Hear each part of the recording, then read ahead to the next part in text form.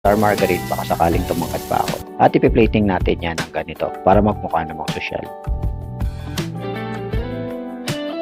And last but not the least ay pagbubukas tayo nitong Spanish style bango sardines in olive oil by The Perfect Bite.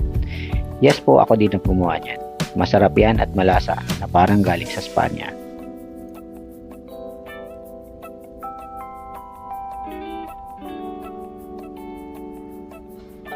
Ita-toppings lang natin yan ng ganyan at syempre bubudbud natin yung crispy langkit na niluto natin kanina.